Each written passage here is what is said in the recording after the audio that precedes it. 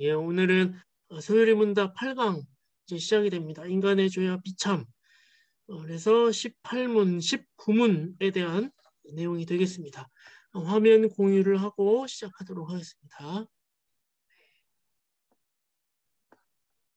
예, 보이십니까? 네, 예, 오늘 이제 18문, 19문 내용인데요. 먼저 질문하고 답을 한번 보도록 하겠습니다. 예, 인간이 타락한 상태에서 죄가 되는 것이 무엇인가? 19문, 타락한 상태의 인간의 비참이 무엇인가? 그래서 오늘을 엄밀하게 얘기하면 죄에 대한 구체적인 내용, 그게 바로 이제 원죄다. 원죄가 무엇인지에 대한 내용, 그리고 이 원죄와 그리고 여기에 아울러 따라오게 되는 자범죄, 이것을 통하여서 인간이 최종적으로 어떤 비참한 상태가 되느냐, 금생의 모든 비참이 무엇이고, 그리고 사망과 영원한 지옥의 형벌이 무엇인가에 대해서 이제 살펴보고자 합니다. 먼저 화면을 연습장을 한번 살펴보고요. 전체 구조입니다. 매번 우리가 하지만 1문 1답이 뭐였죠? 인생의 목적이었습니다. 목적. 간단하게만 넘어가겠습니다. 인생의 목적이 무엇입니까? 라는 질문에 우리는 이제 하나님의 영광과 그를 영원토록 즐거이 하는 것이다. 라는 게 우리 인생의 목적입니다. 그러기 위하여서 우리에게 주어진 게 무엇이죠? 신구약 성경이었습니다. 그럼 이 신구약 성경에서 우리에게 가르쳐준 내용이 무엇입니까? 라고 했을 때 요긴한 교훈이 무엇입니까? 라고 했을 때 그 요긴한 교훈을 크게 소혜리 문답에서 두 단락으로 이야기를 해줬습니다. 4문부터 37문까지 그리고 38문부터 107문까지가 한 단락 한 단락이었죠. 먼저 4문부터 37문은 우리가 그 믿어야 할 대상에 대한 내용이었죠. 그래서 믿음의 내용에 대한 내용, 하나님을 아는 지식에 대한 내용, 믿음의 내용에 대한 내용. 예. 그리고 두 번째 단락은 이 믿음의 의무, 우리가 어떻게 살아야 하는가라는 내용이었죠. 그리고 그렇다면 이제 하나님을 아는 지식이 무엇인가가 중요하죠. 그것을 알아야 우리가 실천적으로 그리스도인의 삶을 성령께서 은혜를 주시면 살 수가 있는 거기 때문에 그다음에 하나님에 대한 내용이 이제 나오기 시작합니다. 그게 이제 5문부터 나오죠. 저 맨날 여기서 헷갈리는데 제가 분명히 5, 6문이었던 것 같은데 여기 하나님에 대한 내용이 여기가 그러면은 맞죠. 예, 맞죠. 예, 제가 또 실수했어요. 그러면 그 4문부터 뭐에 대한 내용이었죠? 하나님에 대한 속성. 4, 5, 6문이 하나님에 대한 속성이었고 그 다음에 그 7, 8문부터 하나님에 대한 그 하나님의 작정의 계획, 구체적으로 작정이 어떻게 되는가, 그 작정이 어떻게 이루어집니까? 본문 10분에서 이제 창조라는 내용으로, 그리고 11문에서 12문에서 그 창조한 세상을 하나님께서 어떻게 운행해 나가십니까? 섭리에 대한 내용이었습니다. 그렇죠? 그리고 그런 이런 이게 이제 엄밀히 말하면 이게 무엇이죠? 하나님에 관한 내용이었어요. 하나님은 누구십니까라는 내용이었고 이 하나님을 알게 되면 자연스럽게 우리는 무엇을 보게 된다는 거죠? 거울에 우리 모습을 비춰보면 인간이 얼마나 비참한 존재인가를 보게 된다라고 이야기했습니다. 거울이신 하나님, 태양이신 하나님 앞에 인간의 한계, 비참, 그게 이제 13문부터 19문까지라고 이야기를 했죠. 그리고 지난 시간에 우리가 13문부터 17문까지에 대한 내용을 봤고 오늘 18문부터 19문. 그렇다면 그 죄, 구체적으로 그 죄는 뭡니까? 원죄이고 거기에서 딸려 나오는 자범죄인데 그거에 대한 대가가 비참이다. 사망이고 죽음이다. 영원한 형벌이다라는 내용을 오늘 우리가 이것을 살펴볼 것입니다. 예. 요거는 이제 오늘은 생략을 하고 넘어가도록 하겠습니다. 자, 그렇다면 오늘 본문으로 와보죠. 예. 인간이 타락한 상태에서 죄가 되는 것이 무엇인가라고 했을 때 문 함께 제가 읽어보도록 하겠습니다. 사람이 타락한 지위에서 가지는 죄성은 아담의 첫 범죄의 죄책과 원의가 없는 것과 온 성품이 부패한 것인데 이것을 보통 원죄라 칭하며 아울러 이 원죄로 말미암아 나오는 모든 자범죄를 말합니다. 그러니까 한 문장으로 얘기하자면 인간이 타락한 죄에서 죄는 뭐냐? 바로 원죄와 자범죄다. 이 원죄로 말미암아 우리 안에서 온 성품이 부패하여서 자범죄를 짓게 될 수밖에 없다. 이런 내용을 먼저 얘기해주고 있습니다. 자, 그렇다면 우리가 왜 원죄를 가졌는지 한번 논증을 한번 펴보자 이거죠. 인간은 원죄를 가지고 태어납니다. 원죄는 무엇인가? 왜 우리가 원죄를 가지고 태어났는지 어떻게 합니까? 경험적으로 알 수 있습니다. 우리가. 인간은 근본적인 의가 없이 태어나므로 선을 행할 수 없는 상태가 되었습니다. 그것은 원죄 때문에 그렇습니다. 제가 여기서 근본적인 의가 없이 태어났다라는 말은 무슨 이야기입니까? 원의가 없는 상태다라는 얘기예요. 여기 나오죠? 원의가 없는 것과라고 이야기를 하는데 원의가 뭐냐? 뒤에서 얘기해 줄 테지만 먼저 우리는 간단하게 설명해 주면 의가 무엇이죠? 의는 하나님의 의를 얘기하는 겁니다. 엄밀히 말하면 이걸 사람들이 착각하는 경우가 뭐냐면 의가 도덕적인 거 아닙니까? 도덕적인 의를 의라고 얘기하는 거 아닙니까? 라고 생각할 수가 있어요. 근데 이거는 도덕적인 의가 아니에요.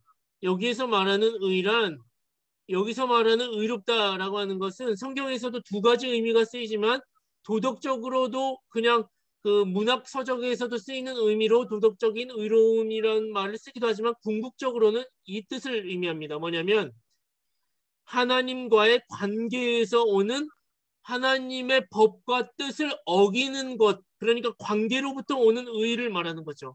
그러니까 이것은 관계를 빼놓고서는 논할 수 없는 의다.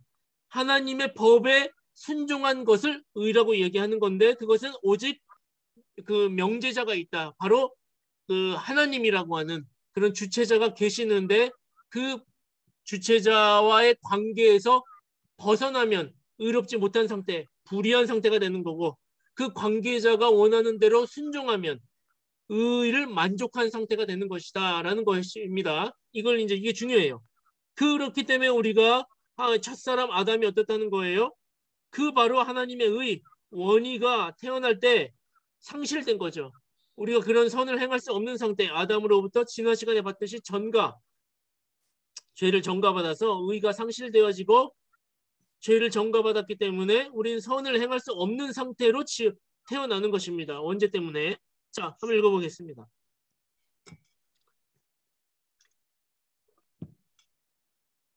인간은 자기중심적입니다. 태어날 때부터 하나님에 관한 선을 행할 수 있는 능력이 없고 오직 자기중심적인 사고방식으로 태어납니다. 자, 우리 우리 다 부모님이셔서 아기를 키워보셨지만 태어날 때부터 신본주의적인 정신을 가지고 태어난 아기 있습니까?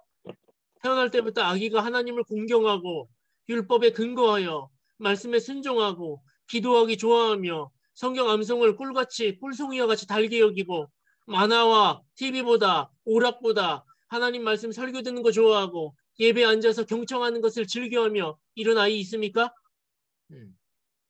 없습니다. 태어날 때부터 참고 인내하며 정직한 아이가 있습니까? 없습니다. 오히려 예수님께서 이렇게 얘기하지 않습니까? 라고 반론을 펼치시는 분이 있을 수도 있어요. 어린아이와 같지 아니하면 결단코 천국에 들어가지 못한다 라고 예수님께서 분명히 그렇게 얘기를 하셨어요. 그럼 그것은 무슨 뜻입니까? 그죠? 근데 거기에서 말하는 어린아이라고 했을 때 그 아이는 아이의 순수함이라고 생각해서는 안 돼요. 오산입니다.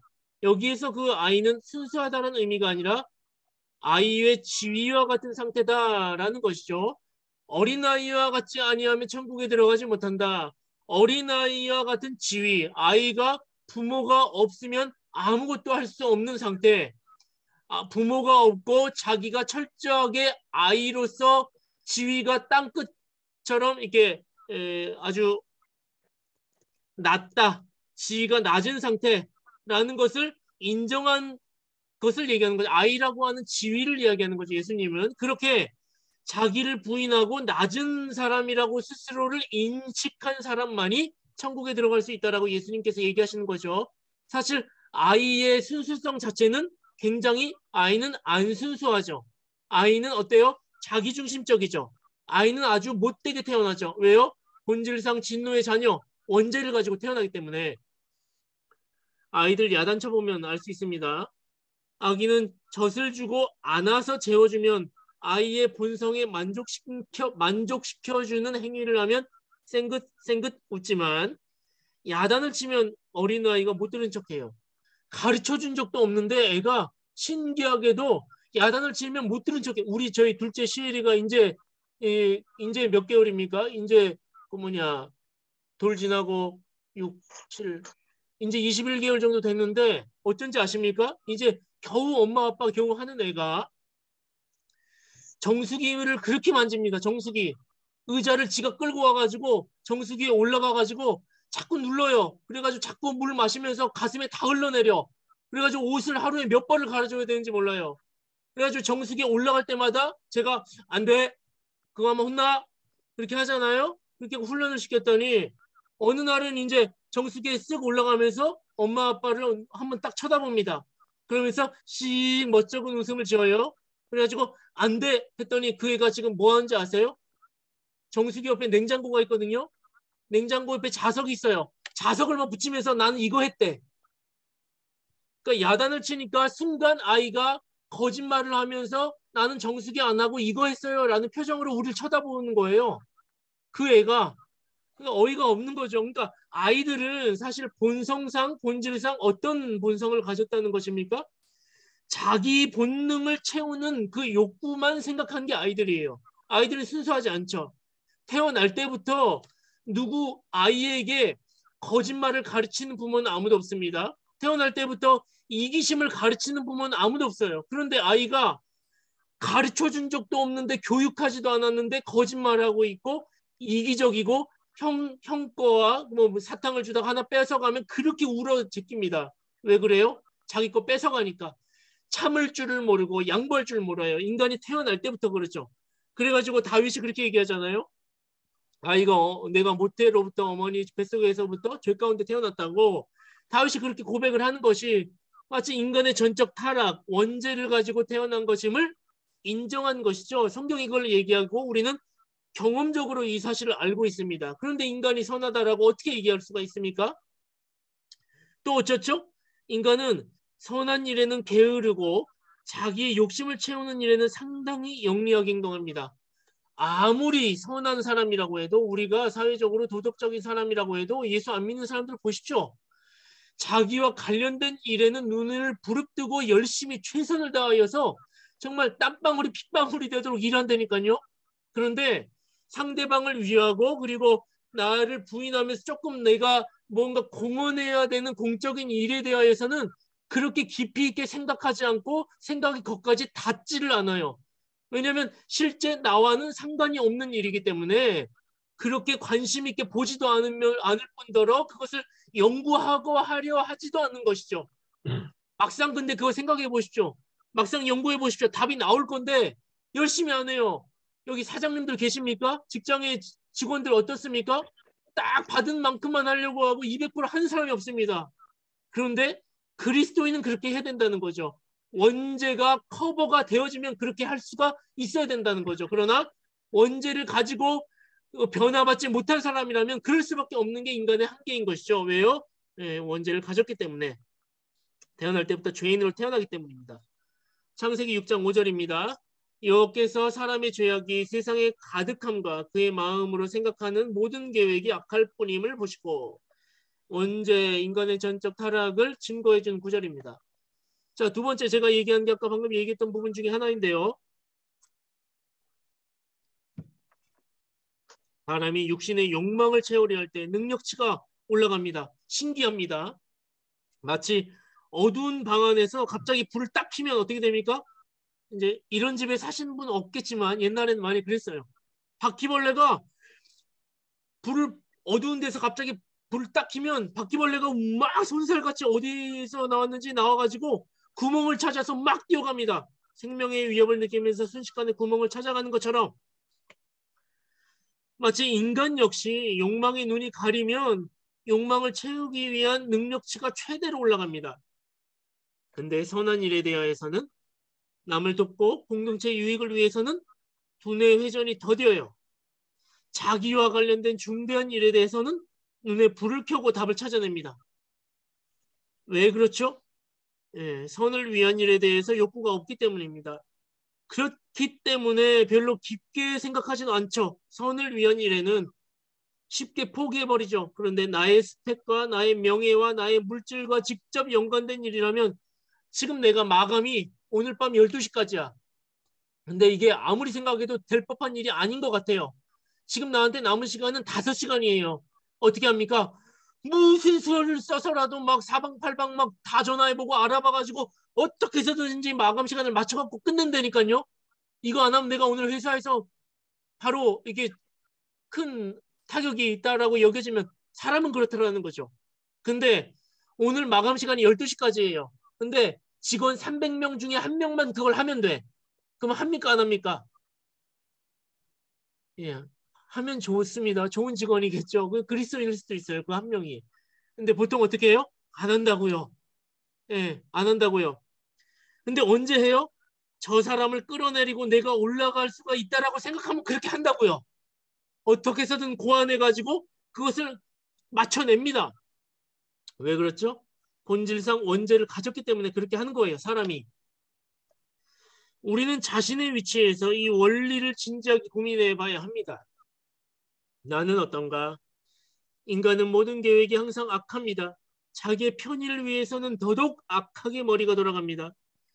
여러분이 처한 직장에서, 가정에서, 교회에서, 여러분이 맡고 있는 직분이나 형편에서 여러분은 원죄에 휘둘리고 있습니까? 아니면 은혜의 원리로 나아가고 있습니까? 만약에 은혜의 원리로 나아가고 있다면 우리 지금 2022년 직분자 세우고 있잖아요. 아무도 안 한대. 아무도 안 하는 거예요. 나의 시간과 나의 뭐를 소모해야 된다라고 생각하면 아무도 안 하는 거예요.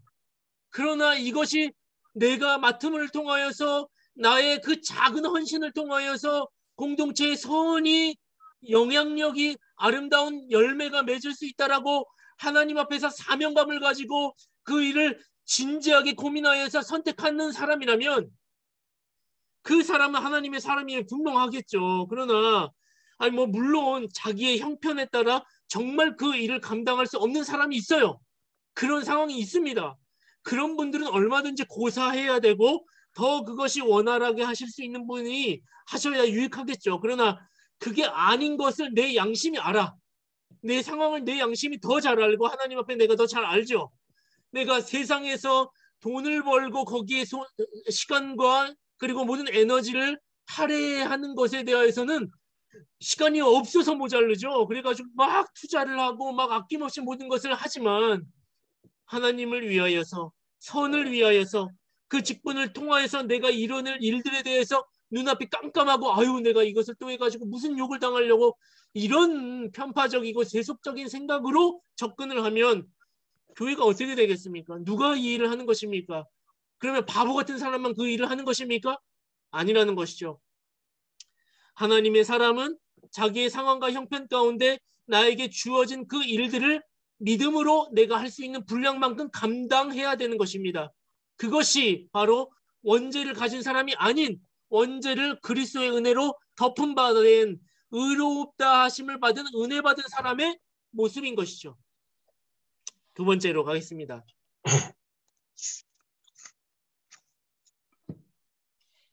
원죄란 앞서 말씀드렸듯이 원의가 없는 상태이며 바로 원의가 없기 때문에 이 원죄를 통하여서 그런 상태에서 자범죄가 발생하게 됩니다.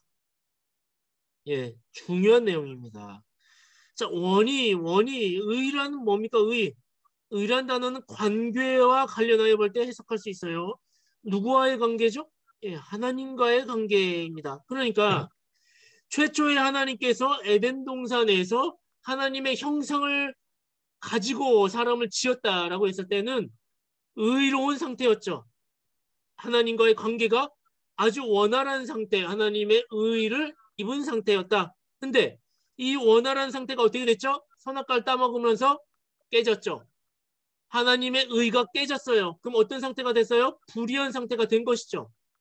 그러니까 이것은 명제적으로 하나님이 정하여 놓으신 뜻과 기초와 거기에 관계되어지는 거기에 순종한 사람을 우리는 의롭다라고 얘기하는 거고 거기에 불순종한 사람을 우리는 불의한 사람이라고 얘기를 합니다. 그것을 바로 뭐라고 얘기해요? 죄다라고 얘기를 하는 거죠. 즉 인간이 하나님과의 근본적으로 올바른 관계가 깨진 상태에서 태어나기 때문에 선을 행할 수 없다는 것입니다. 선이란 하나님을 영화롭게 하고 그를 영원토록 즐거워하는 모든 것을 말합니다. 이제는 그것을 할 수가 없는 존재가 된 것입니다. 왜 그렇습니까? 관계가 깨졌기 때문입니다. 이것을 우리는 다른 말로 죄, 히브리어로 하마르티아, 이것을 관역에서 빗나가다라고 이야기를 해요. 이 하마르티아라는 단어의 뜻이 하나님이 정하여 놓으신 관역에서 벗어나 버린 아예 선을 행할 수 없는 상태가 돼버린 거죠. 즉 아담은 하나님이 제시해 주신 관역에서 완전히 빗나간 인생이 된 것입니다. 하나님 앞에 하마르티아 한 것이죠. 하나님과의 관계가 틀어진 것입니다. 그래서 죄에 대한 결과로 인간의 온 성품과 사고방식이 왜곡되게 된 것입니다. 자, 원죄의 정의를 한번 보죠. 원죄의 정의.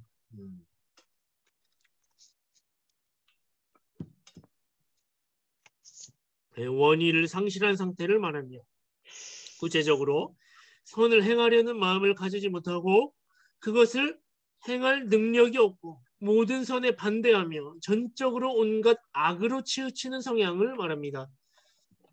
이걸 누가 가지고 있다고요? 인간 모두가 가지고 있다는 것입니다. 자, 원죄라고 부르는 이유. 요거는 그냥 읽어보고 넘어갑니다. 그것이 인류의 원초적인 뿌리로부터 파생되는 것이기 때문이요. 또한 그것이 태어날 때부터 인간의 생명 안에 현존하는 것으로서 인간이 모방한 결과가 아니기 때문이며 인간이 모방한 게 아니라 원래적으로 있는 것이란 뜻이죠. 또한 그것이 인간의 삶을 오염시키는 모든 실제적인 죄들의 내적 뿌리가 되기 때문에 원죄라고 부릅니다. 그래서 이거를 오리지널 신이라고 하죠. 이거를 영어로 하면 자, 원죄의 두 요소 이게 중요한데요. 원죄의 두 요소는 크게 두 가지로 나뉘어집니다. 죄책과 전적 부패. 또 이 죄책은 두 개로 나뉘어져요. 이게 이제 이거 외우면 좋지만 좀 어렵기 때문에 하나는 죄의 책임, 하나는 형벌적 책임이라고 이야기를 합니다. 전적 부패도 두 가지로 나눠져요. 하나는 전적 무능력, 하나는 오염. 자, 그러면 죄책이란 죄의 책임을 말합니다. 네.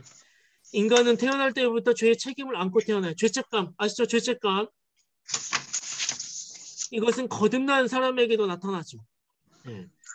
근데 거듭난 사람은 조그만 죄에 대해서도 예민하게 반응을 해요. 죄책감이 민감하게 반응을 해요. 근데 거듭나지 않은 사람들,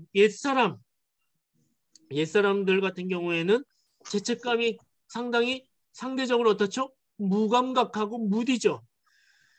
살인과 같은 큰 도적질을 할 때만 반응을 하죠. 그랬던 양심이 이제는 변화되어지고 하나님의 사람이 되면 누구를 미워하기만 해도 작은 것에도 죄책감을 느끼기 시작합니다. 우리가 오해해서 안 되는 것은 죄책감 자체가 잘못된 것은 아닙니다. 그럼 무엇입니까? 죄책감을 어떻게 처리하는가가 중요합니다. 사탄은 이 죄책감 자체를 성경적인 방식으로 해소하지 못하도록 방해합니다. 우리는 죄책감을 해결할 때 예수 그리스도를 의탁해야 합니다.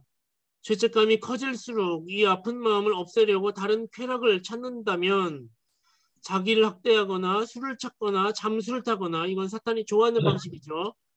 만약에 우리가 그렇게 다른 쾌락으로 죄책감을 없애버리려고 한다면 우리는 더 큰 죄의 소용돌이에 빠지게 될 것입니다. 죄를 발견하고 죄책감을 느끼게 된다면 우리는 오히려 하나님 앞에 이 죄를 해결해 달라고 기도의 자리로 나아가야 합니다. 하나님이 가르쳐 주신 방식으로 해결해야 합니다. 자, 무슨 얘기입니까? 여러분도 죄책감을 가지고 계실 겁니다.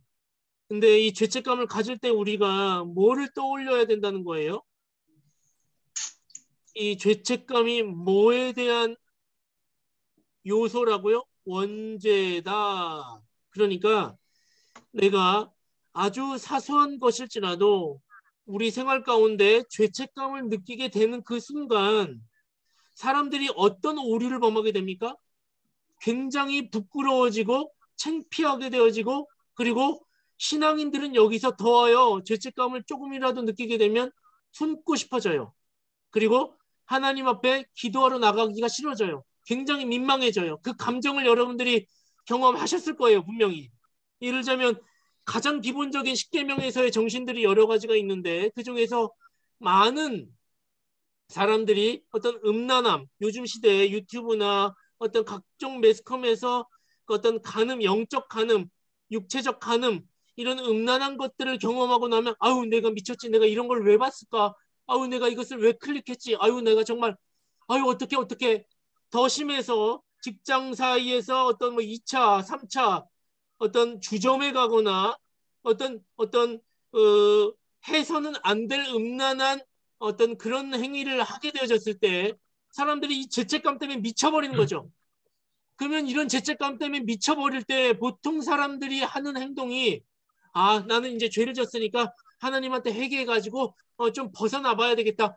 이렇게 가면은 되게 그래도 안전한 건데 그렇게 안 되더라는 겁니다. 왜 그렇죠?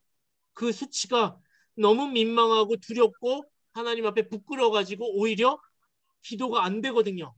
하나님 앞에 설 자신이 없거든요. 미쳐버릴 것 같거든요. 그래가지고 사람들이 찾는 게 뭐예요? 자기를 학대하거나 술을 찾거나 이 죄책감과 이 허무함을 없애보기 위한 어떤 다른 세속적인 방도를 찾아 나서기 시작하는 겁니다. 잠수를 타버리거나 교회를 한 주간, 두 주간 빠져버린다거나 목사님 전화가 오면 민망해가지고 전화를 못 받을 것 같으니까 전화를 안 받아버린다거나 이게 다 사탄이 좋아하는 방식이죠. 그런데 그렇게 하면 안 됩니다. 물론 압니다. 물론 민망하고 물론 부끄럽습니다. 그 수치가 말도 못해가지고 가슴이 정말로 메어집니다. 그럼에도 불구하고 하나님께로 나아가야 됩니다. 그렇지 아니하면 큰 죄의 소용돌이에 빠지게 돼버립니다. 그럼 그 블랙홀에서 헤어날 수가 없게 돼버리는 거예요. 죄를 발견하고 죄책감을 느꼈다면 오히려 더 역설적으로 기도의 자리에 찾아 나가가지고 땅을 치고 후회하며 하나님 앞에 눈물로 호소하며 주님의 은혜를 구해야 됩니다. 그래서 로마서에서 보면 이렇게 얘기하죠. 죄가 더할수록 은혜가 더한다. 라는 말을 우리는 역이용하면 안 되는데 바로 이런 낮은 마음으로 주님을 찾아가는 사람에게 해당되는 구절이죠. 실제적으로 율법의 역할이 이런 것이죠. 죄가 더한 사람이 자기를 부인해가지고 힘들게 주님 앞에 나아가게 되면 말씀 앞에 하나님 앞에 긍휼이 풍성하신 하나님의 은혜를 더 많이 경험하게 되긴 하거든요. 그런 의미에서 죄가 더할수록 은혜가 더한다는 말이 있는 것이지 이걸 악용해서는 안 되겠죠. 어쨌든 그렇게 해가지고 그리스도를 찾아 나서 가지고 하나님이 가르쳐 주신 방식으로 해결해 나아가서 은혜를 구해야 하는 것입니다. 그리고 이런 죄책에 대하여서 또 하나의 내용이 바로 형벌적인 책임이에요. 죄책이란 형벌에 대한 두려움에서 또 오게 됩니다. 형벌전 책임감. 뭡니까? 장차 이 죄에 대한 대가가 하나님의 심판대 앞에서 큰 두려움을 나에게 상기하게 되어져서 두려움을 느낀다는 것이죠. 이런 감정이 모든 사람에게 드는 겁니다. 아무리 예수를 믿지 않고 하나님을 모르는 사람도 살인을 범하게 되어졌을 때 막상 심판자에 대한 두려움을 느끼게 되거든요. 아무리 믿지 않은 사람도 야, 너 나쁜 일 하면 벌 받아 이런 얘기를 무의식 중에 하는 것이죠. 그게 왜 그렇죠?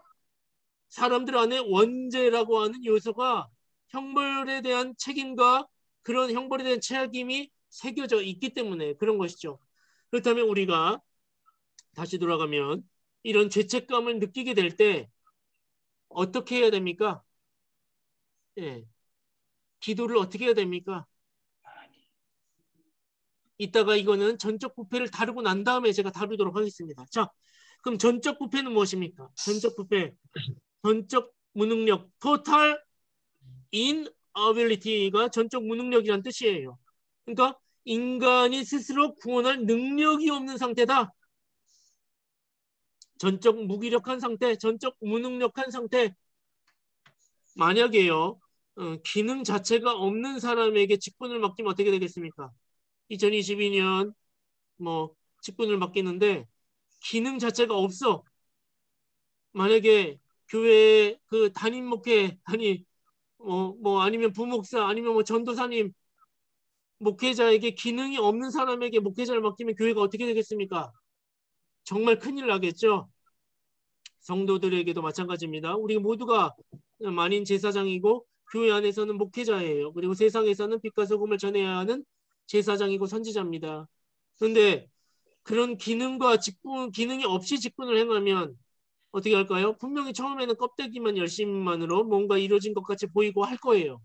우리도 마찬가지죠. 부역장이 있고 리더가 있고 어떤 무슨 기관장이 있습니다. 근데 그 기관장을 잘 세워보십시오. 그 기관장이 하나님으로부터 원죄를 해결받은 바 되어진 그리스도인, 거듭난 사람이 기관장이 되어지면 그 기관은 분명히 그의 헌신과 열심을 통하여서 하나님의 영광을 위한 기관으로 거듭나게 될 겁니다. 그러나 그 기관장과 그 리더가 전적 부패한 무능력한 상태입니다. 하나님을 아는 기능이 없는 상태인 사람이 기관장을 맡아보십시오. 껍데기만 하는 거죠. 그러면 열심으로 뭔가 하긴 해서 겉으로는 성과가 뭔가 있는 것 같지만 나중에는 지칩니다. 내용이 없기 때문에. 그러면 그 회원들도 당연히 지치죠. 계속 비성경적인 것을 요구하고 실행하게 될 것입니다. 그러면 질서가 망가지게 될 것입니다. 원죄를 가진 사람이 하나님을 영화롭게 하는 것은 사실상 어떻다는 겁니까? 불가능합니다. 그렇기 때문에 우리는 교회에서도 많은 교회들이 불신자들을 위한 구도자를 위한 예배 이런 걸 합니다. 자, 구도자를 위한 예배가 뭡니까? 예배라고 하는 것 자체가 뭘 의미하죠? 예배는 사람을 위한 게 아니에요.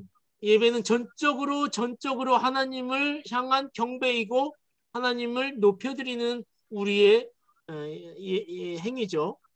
근데 이게 구도자, 사람들을 위한 예배다라고 만들어버리면 자, 예배 시간도 찬양이 뭐 30분, 40분, 말씀은 5분에서 10분, 그리고 목회자도 뭐 청바지를 입고 나오고 그리고 조명 엄청 화려하게 어떤 클럽 같이 만들고 그리고 끝나고 나서 막 온갖 어떤 추첨을 통해서 선물을 막 나눠주고 그리고 모든 그 예배 요소가 아주 레크레이션적인 요소, 쇼, 뮤지컬적인 예배.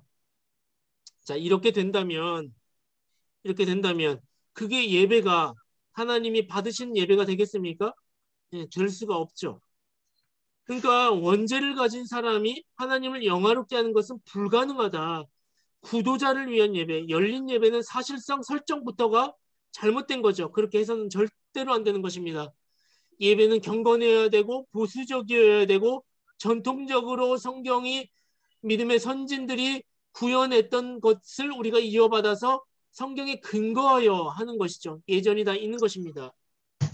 우리가 추구해야 하는 성경적인 예배는 인간의 전적 부패를 인정한 상태에서 하나님의 은혜를 구하는 것, 바로 그러한 죄인된 자들에게 온전한 말씀이 선포되고 성례가 시행되고 그리고 권징이 행해지는 교회가 바로 온전한 예배가 되는 것이죠.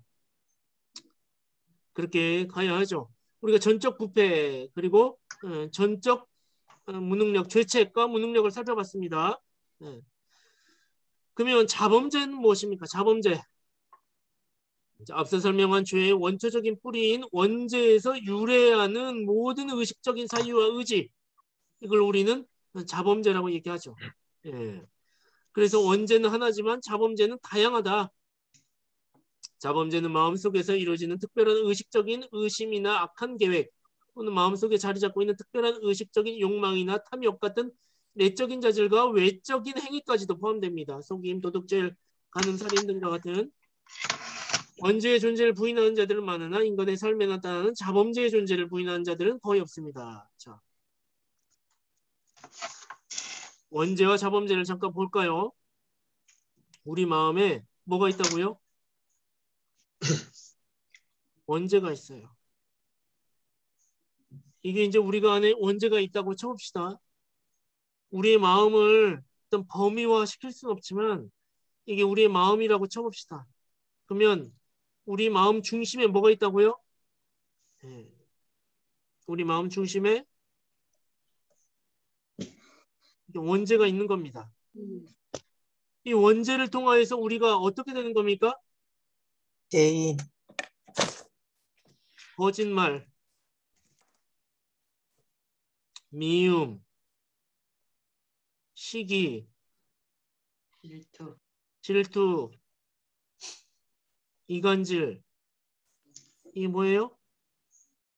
아까 말했던 내적 자질. 여기에는 뭐가 있어요? 살인,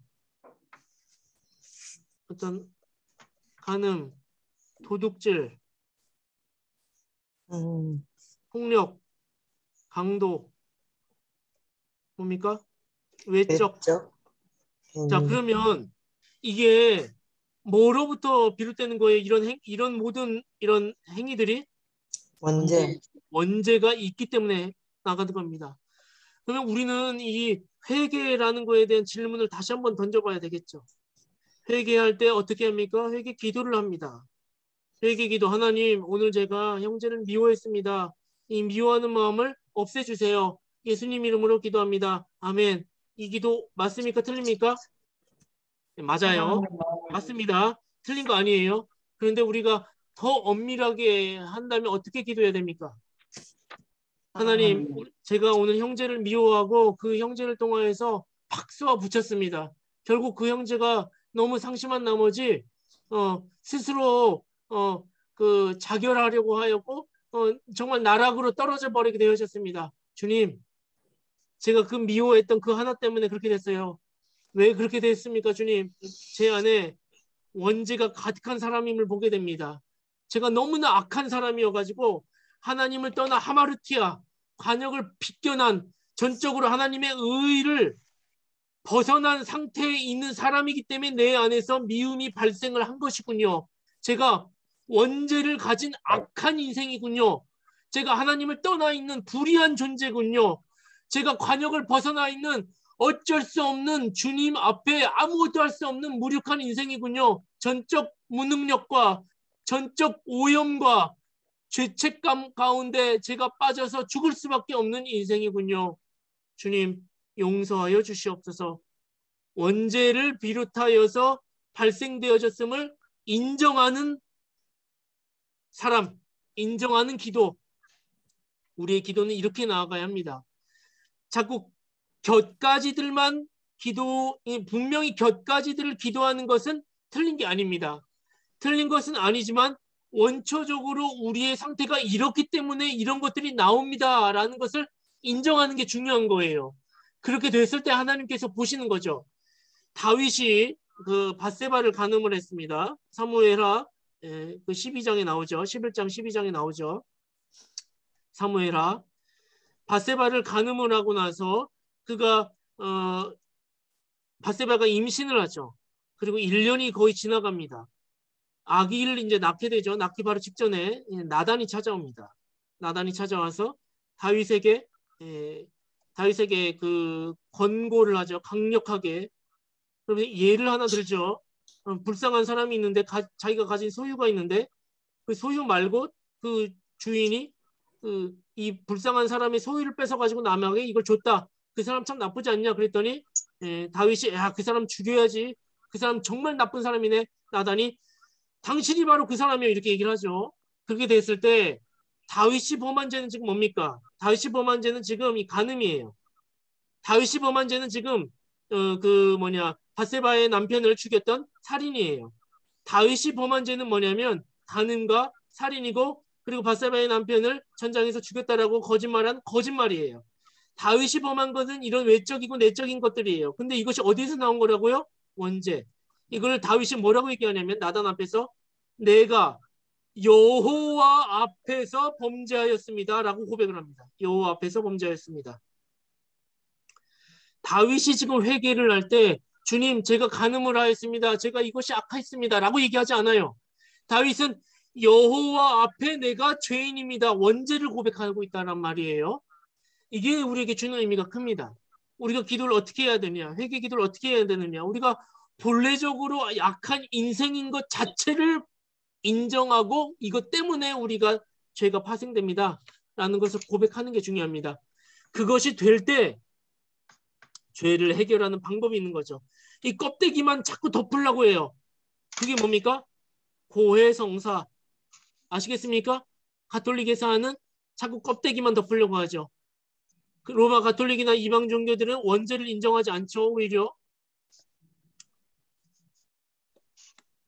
자, 그렇다면 구원 얻는 회개를 한 사람들의 특징을 봐볼까요? 생명이 이른 회개. 아까 말했던 원죄를 회개하고 하나님 앞에 철저히 은혜를 구하는 사람들의 특징이 있다는 겁니다. 그거를 다른 말로 구원 얻는 회개, 생명이 이른 회개라고 부릅니다.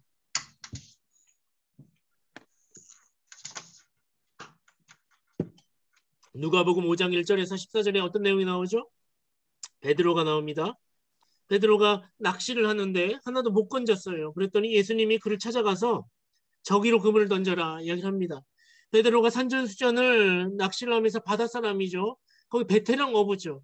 모를 리가 있습니까? 근데 한 젊은 사람이 와가지고 저기에다 그물을 던지려 하니 사실상 인간적으로 보면 참 우스운 이야기죠.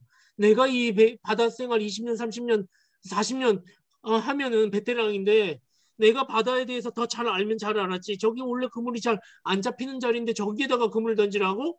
그렇죠? 근데 베드로가 과거 며칠 전에도 베드로의 장모도 고쳐주고 했던 여러 가지 일들이 있기 때문에 그 선지자를 한번 믿어보겠다 하는 거죠. 그물 던집니다. 그랬더니 그물이 찢어질 듯이 고기가 잡히죠. 무슨 이야기입니까? 그러면서 베드로가 뭐라고 얘기합니까? 주여 나를 떠나소서 내가 죄인이로서이다 이렇게 얘기를 한다고요. 거기에는 어떤 말이 들어있는 겁니까? 나를 떠나소서 난 죄인이로서이다. 이거는 원죄를 고백한 사람의 고백이에요. 신적인 하나님의 능력 앞에 하나님의 속성을 본 거죠. 저 하나님은 예수 그리스도는 바다와 육지를 아우르며 인생의 모든 원리를 아시는 하나님이시구나. 그 하나님의 거울 앞에 자기가 얼마나 한계가 있는 정말 제한적인 인생이고 내가 부족한 인생인 것을 깨닫게 되지자 주여 나를 떠나서서 두려움을 느끼는 거죠. 경건한 두려움. 하나님 앞에 두려움을 느끼고 난 죄인입니다. 철저한 원죄 고백.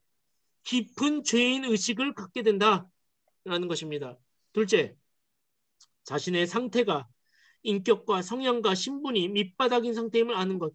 누가복음 15장 11절부터 보면 돌아온 탕자에 대한 얘기 나옵니다. 첫째 아들, 둘째 아들 있죠? 아버지가 부자였죠. 둘째 아들이 아버지에게 그 자기의 고난을 달라고 그래가지고 큰 많은 가산을 미리 떼어받아가지고 이방 나라로 가는 것이 먼 나라로 갑니다. 먼 나라로 가서 흥청망청 살다 보니까 이미 다 탕진해 버렸죠. 그리고 나서 이제 어떤 사람의 종으로 들어가가지고 돼지 쥐엄 열매를 먹는데 그 돼지 쥐엄 열매조차도 누가 나에게 나눠주는 사람이 없게 돼버리죠. 그래가지고 그 사람이 바닥을 친 거예요. 인생에서 바닥을 치면서 아버지를 떠나서 아버지의 모든 것들이 귀한 것이었다는 것을 그제서야 깨닫게 되어지고 내가 아버지께 돌아가서 정말 종으로 살아도 되어지니 아버지의 바짓가락이라도 붙잡는다면 그것이 은혜구나라는 것을 깨닫게 되는 거죠. 밑바닥의 인생, 자기가 하나님 앞에서 아버지라고 하는 존재 앞에서 형편없는 존재임을 자기가 깨닫게 되어지고 아버지 앞에 어떻게 해요? 돌아간다. 뭡니까? 회개한 것이죠. 자신의 상태를 철저하게 밑바닥부터 깨닫고 하나님께 돌아간 사람의 모습. 그것이 구원 얻는 회개의 특징이다. 또 하나이죠. 마태복음 15장 21절 보면 수로보니께 가나안 여인이 나옵니다. 예수님께서 제자들과 그 가나안 여인 앞에서 이렇게 얘기하죠. 그 가나안 여인이 이제 예수님에게 자기 딸을 고쳐달라고 따라오니까 예수님이나 이스라엘의 택한 자들 외에는 내가 관심이 없다라고 예수님께서 얘기를 하셔요. 그래가지고 내가 그 예수님께서 땅에 그 부스러기 그 반찬 부스러기 개에게도 내가 부스러기를 주지 않는다. 그랬더니 여인이 뭐라고 하죠? 아, 그 개에게 떨어진 부스러기라도 제가 먹겠다라고 얘기하는 거죠. 결국 자신이 개라고 인정을 하는 거잖아요. 내가 개 같은 존재입니다. 하나님, 진리를 얻을 수만 있다면 멸시와 수욕을 감내하겠다라고 하는 그런 마음의 상태. 내가 개입니다. 저가 개 같은 존재입니다. 주님의 말씀을 내가 먹을 수만 있다면, 제가 땅에 떨어지는 부스러기라도 내가 먹을 수만 있다면 제가 개가 되고 싶습니다. 이렇게 얘기하는 것이죠. 그게 어떤 사람이라고요? 원죄를 인정하고 주님 앞에 나아가는 사람의 특징이라는 겁니다. 마지막으로 하나님을 두려워하고 경외하는 것. 바리새인과 세리의 기도 아시죠? 바리새인은 어떻게 합니까? 하늘을 우러러보고 서서 광장에서 사람들이 보는 앞에서 떳떳하게 자기를 자랑하면서 나는 이것도 11조 했고 저것도 했고 막 외치는 거죠. 근데 세리는 무릎을 꿇고 땅을 치며 감히 하늘을 우러러 보지도 못한 채 자기의 상태를 인정하고 하나님을 두려워하면서 경외하며 주님, 제가 죄인입니다. 저를 불쌍히 여겨주십시오. 예. 이게 회개한 사람들의 특징이라는 것입니다. 이렇게 회개함으로 나아가는 저와 여러분이 되었으면 좋겠습니다. 자, 세 번째 마지막입니다. 자, 인간 타락으로 인한 세 가지 비참은 아래와 같습니다. 이제 이거는 이제 19문이죠. 19문. 아까 본 것처럼 19문. 19문 다시 한번 읽어봅니다. 타락한 상태의 인간의 비참이 무엇입니까? 모든 인류가 타락으로 말미암아 하나님과 교제가 끊어지게 된 것과 그의 진노와 저주 아래에 있게 된 것과 그로 인해 금생이 모든 비참과 사망과 영원한 지옥 형벌을 받게 된 것입니다. 자, 우리가 원죄를 가지게 된 사람으로부터 나오는 결과가 무엇입니까?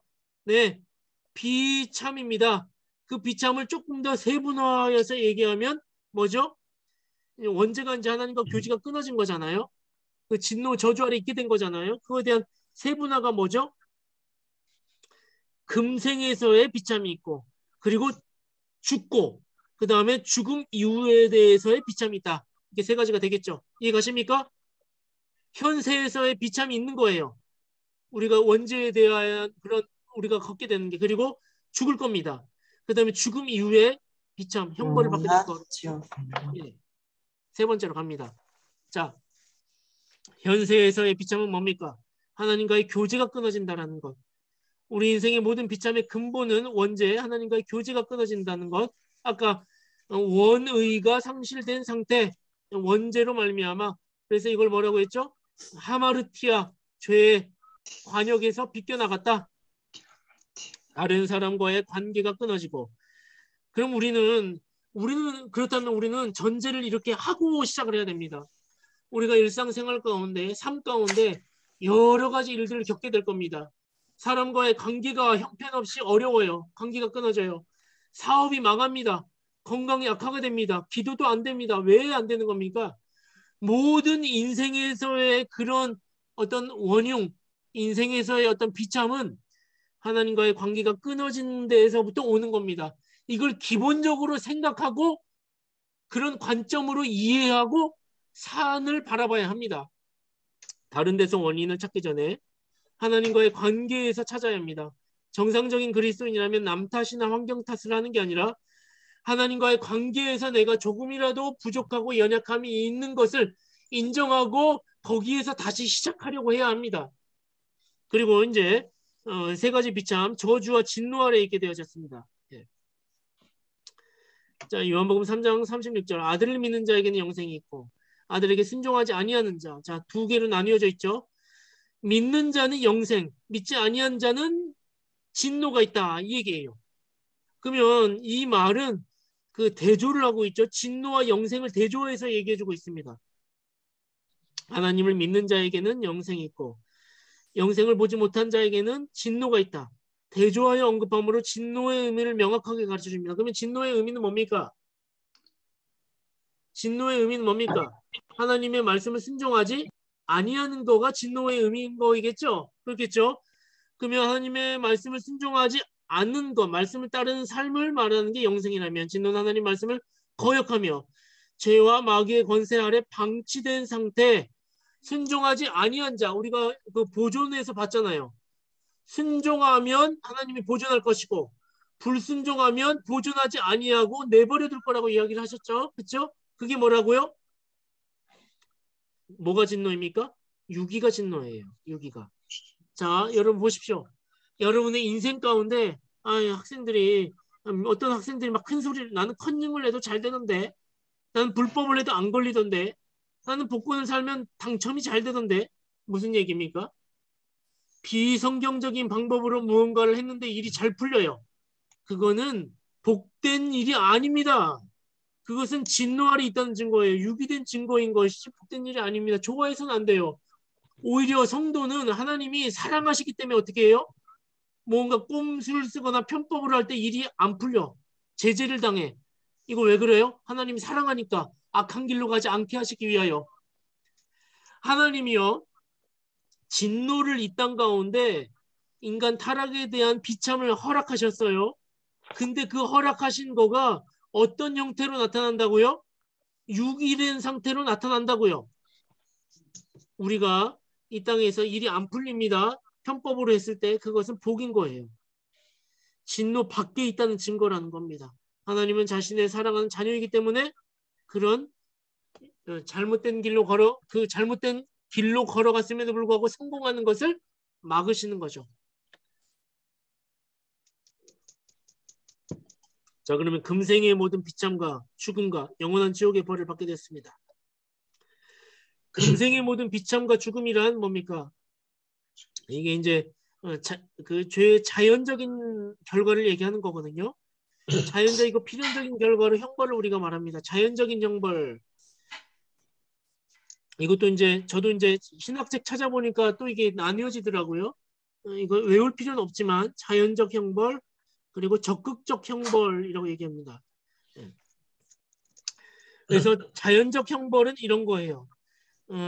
자연적으로 필연적으로 나타나는 형벌이에요. 예를 들자면 게으른 자는 빈곤하게 되죠. 이건 자연적으로 우리가 겪게 되는 형벌이에요. 이거는 술주정꾼도 회심한다고 해서 곧바로 가정이 회복되지 않아요. 그동안 술주정꾼으로 살았으면서 아내에게 자녀에게 학대했던 그 흔적들은 여전히 남아있는 거거든요. 아무리 이 술주정꾼이 회심을 했다고 하더라도 이미 자녀에게 남겨진 그 트라우마는 회복하는데 오래 걸리는 겁니다. 그렇죠? 이게 뭐예요? 금생의 모든 비참이에요. 죄의 결과로부터 나오는 것들이라는 거죠. 그런 흔적들은 금생의 비참으로 남게 됩니다. 그것은 안고 가야 합니다. 피할 수 없는 죄로 인한 비참입니다. 또한 이 세상에서 실제적으로 죄의 형벌로 인해 이것은 이제 이게 이제 실제적으로 죄의 형벌로 인해 인간은 많은 장애를 가지게 되었습니다. 이건 또 실제적 형벌 좀 어렵더라고요. 용어는 그냥 읽고 내용만 봐보시죠. 실제적 형벌이 있어요. 인간은 많은 장애를 가지게 되었습니다. 지성이 어두워지거나 미혹에 빠지는 것, 마음이 완악해지는 것, 양심이 공포로 가득해지는 것, 그렇죠? 이런 더러운 정욕에 사로잡히는 것, 이런 것만 봐도 어떻게 인간이 선하다라고 얘기할 수가 있죠? 그죠? 인간이 선하다라고 주장하는 사람들이 많이 있더라는 겁니다. 그렇지 않죠? 인간은 타락했고 전적으로 부패했고 태어날 때부터 원죄를 가지고 태어남을 우리는 이것을 통해서 알 수가 있는 거죠. 그거에 대한 대가들이 이렇다는 거잖아요. 모든 악이 우리의 몸과 이름과 소유와 관계와 노동에 미치게 됐습니다. 이것은 다 죄로 인한 비참의 결과입니다. 무엇보다 인간 죽음의 상태 보시죠. 영적인 죽음, 육체의 죽음, 영원한 죽음, 그리고 이제 육체의 죽음 가운데 우리가 생활 가운데 여러 가지 고난을 느끼게 되죠. 자연재해도 지진, 태풍, 화산, 폭발, 홍수 등 생활의 참된 조화는 파괴되고 분열된 생활의 저주 쪽으로 나아가게 되는 이런 형상들, 이런 것들이 다 죄의 비참의 결과다라는 것을 우리가 알면 되겠습니다. 결론입니다. 우리 송 집사님 저를 위해 한 번만 읽어주십시오. 예, 제가 세상에 들어왔다. 그 죄는 엄밀히 말하면 자범죄가 아니라 원죄입니다. 원죄로 말미암아 인류는 부모로부터 죄와 관련된 모든 성향을 그대로 물려받게 됩니다. 그래서 그 죄가 우리의 삶을 지배하게 되었습니다. 따라서 창조주의 방식에 의하면 사람이 죄의 지배로부터 해방되기 위해서는 사람의 힘이 아닌 어떤 외부로부터 오는 힘, 즉 인류의 원죄를 상쇄할 만한 가치를 가진 외부에서 오는 탁월한 존재만이 죄를 해결할 수 있음을 가르쳐 줍니다. 그것이 무엇입니까? 오직 그리스도의 능력만이 우리를 원죄에서 해방시킬 수 있습니다. 그런데 사람들은 죄를 해결하기 위해 무엇을 찾아다닙니까? 예, 여기까지 질문을 던져보면 참 아이러니합니다. 많은 교회가 이것에만 집중해도 시간이 모자란데 그렇지 않다는 것이죠. 그것이 참 안타까운 것입니다. 우리가 이것을 해결하기 위해서 교회가 추구해야 하고 우리 성도로서 각 개인이 추구해야 하는 것은 오직 그리스도만으로 만족하다라는 것을 우리가 알아야 할 것입니다. 우리는 그리스도를 통해서만 원죄가 해결될 수 있음을 믿어야 합니다. 그렇게 하여서 우리가 하나님의 은혜를 구하는 믿음의 사람들 되기를 바라겠습니다. 여기까지 하고 마치겠습니다.